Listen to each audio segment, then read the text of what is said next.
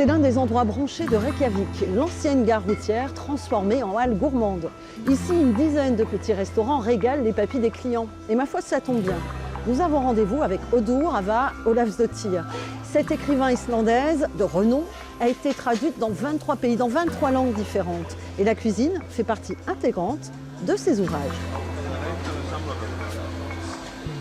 Rencontré à Audur Ava Ólafsdóttir, au Rabarbarinn, traduisez le bar de la rhubarbe, c'est un peu comme un clin d'œil. Car devinez quoi, son premier roman se nomme justement Le rouge vif de la rhubarbe. Son héroïne, une adolescente aux jambes fragiles, vit au rythme des saisons et des traditions culinaires dans un petit village de pêcheurs où elle rêve de gravir la montagne voisine. La cuisine, c'est un peu comme la nature, comme l'entourage, comme le temps. Ça, moi, je ne pourrais pas imaginer un roman sans la nourriture. Ça fait référence à toute une vie, la vie quotidienne qui a aussi un sens existentiel. Les confitures de rhubarbe, la confection du boudin, l'aigle fin bouilli ou encore la soupe au cacao. Avec sa prose gourmande, elle accompagne ses personnages dans leur voyage initiatique. Des personnages pas ordinaires, comme le jeune héros de Rosa Candida, qui quitte son île pour aller faire revivre la roseraie d'un vieux monastère et qui découvre la paternité.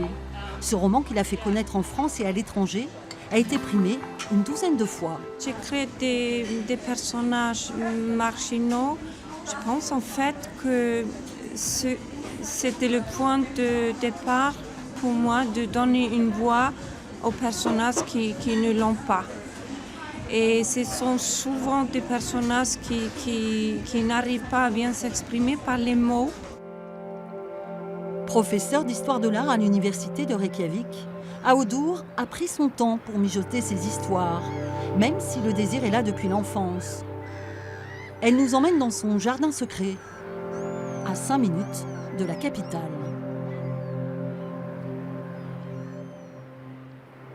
La nature est omniprésente en Islande.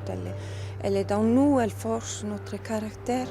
Et moi, je viens tous les jours presque sur cette plage pour un peu, pour faire souvent les premiers pas dans la sable noire et aussi pour regarder vers la mer, vers cet ailleurs, regarder vers l'étranger. Et en fait, on dit que c'est quelque chose qui caractérise les écrits des écrivains qui sont nés sur les îles, d'écrire sur le voyage, de partir pour revenir. La quête d'ailleurs comme un leitmotiv. Dans son dernier livre Heure, Cicatrice en français, son héros qui veut se suicider part dans un pays en guerre. L'auteur met en avant ses souffrances avec des ingrédients bien à elle, l'humour et la poésie qui ont aussi largement leur place.